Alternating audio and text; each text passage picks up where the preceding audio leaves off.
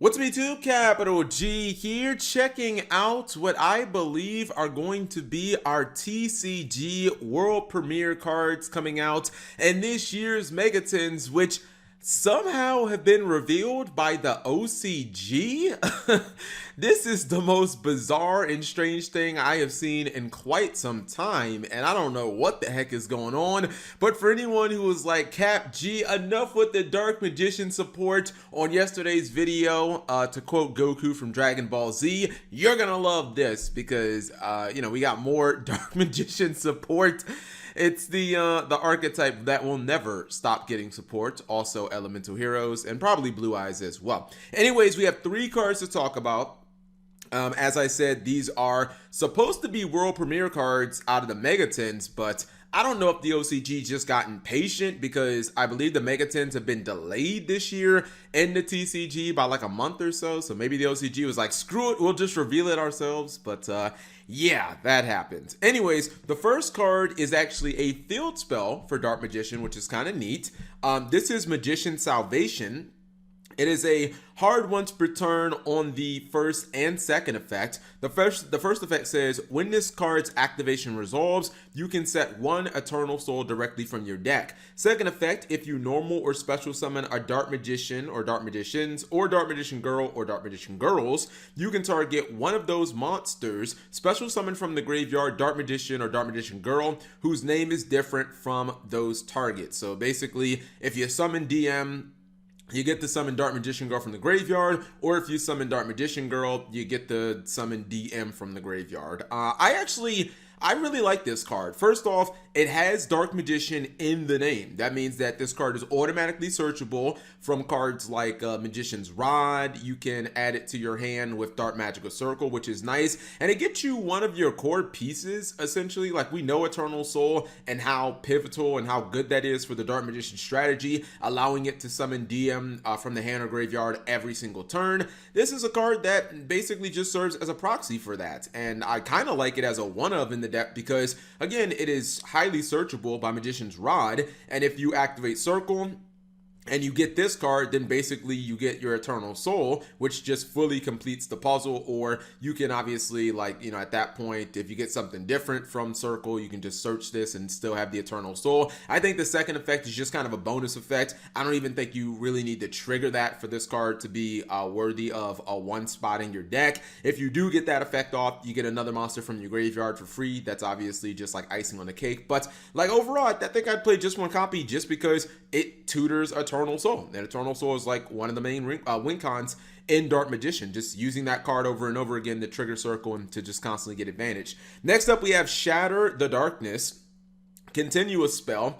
Hard once per turn on all the effects. First effect, if you normal or special summon a non-token normal monster, you can draw 1 card. Second effect, when one of the following monsters you control declares an attack and battles an opponent's monster, until the end of the turn, that monster's attack that monster gains attack equal to the monster, your opponent's monster. So basically, it's just like an honest effect, I guess you could say.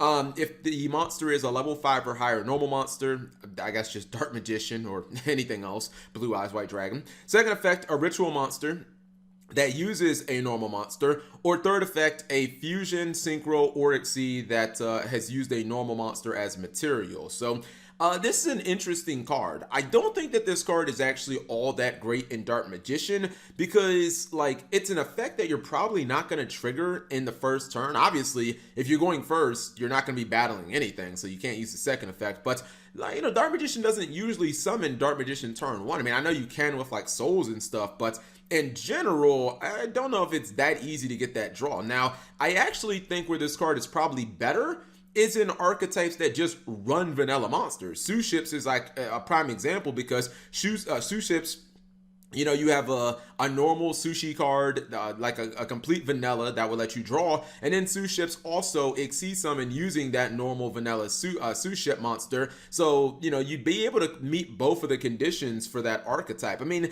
yes, Dark Magician can, but my main issue with this card in like Dark Magician is that this doesn't have the word Dark Magician in the text, so it's not searchable. So basically, you literally have to hard draw this card, or you're basically not playing with it. And honestly, I feel like even if you get it, like, you're probably going to get one draw out of it. I mean, maybe you do summon during your opponent's turn and get another draw, but I don't know, I just feel like it's kind of clutter. But other decks where they're constantly summoning other vanilla monsters, like, yeah, it might be kind of a nice little niche card. Lastly, we have the True Light, which is a pure Blue Eyes card. Continuous Trap, it says apply one of the following. You can either special summon a Blue Eyes White Dragon from your hand or graveyard, or you can directly set to your field one spell or trap that specifically lists Blue Eyes White Dragon in its text. That has a different name from cards you control or in your graveyard.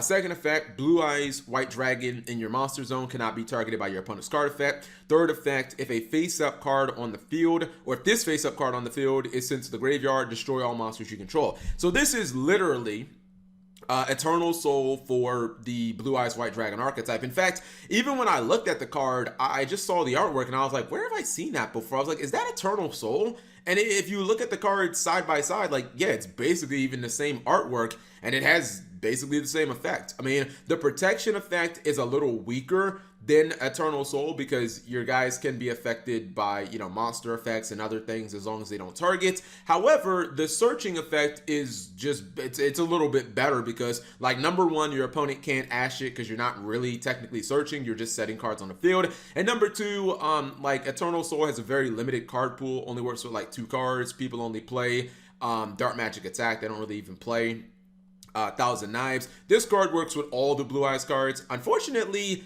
like, I mean, Bingo Machine Go-Go, or whatever that card is, like, that card's really good, but Blue Eyes doesn't have a great spell and trap pool. It's actually like the opposite of Dark Magician. Dark Magician has like an insanely good spell and trap pool because Konami has just been doubling down and doubling down and doubling down. With Blue Eyes, not so much. It's more like the monsters are strong, but the spells and traps kind of suck, other than the Bingo Machine. But, you know, there's a couple of cards in there that might be worth setting on your field. I know they have a card that's kind of like it's like a blanket effect veiler, basically like negates all your opponent's face-up monsters for a turn, but it requires Blue Eyes on the field. Like, that card's kind of cool, but in general, I think that this is a card that can be kind of cool in Blue Eyes. I feel like they probably should have got this card in like Shining Victories in 2016 when Blue Eyes was getting all that support for Dark Side of Dimensions. Like, that would have been really cool. But overall, I mean, it seems like a fine card. I think I'd run it just so, if nothing else, I can just constantly be summoning big dragons, 3,000 attack dragons from my graveyard every single turn. Anyways, whatever you guys think of the cards, you leave it in the comment section below. Are you sick of Blue Eyes support or Dark Magician support at this point? You know what? It doesn't even matter because I'm sure Konami is going to find a way to make the next core booster set after Battle of Chaos. They're going to find a way to make it like randomly a Blue Eyes set. And then the rest of the sets from 7s are just going to be like DM characters like Red Eyes and, you know, I don't know, the Winged Dragon or Ra and stuff like that. Anyways, thank you guys for watching as always.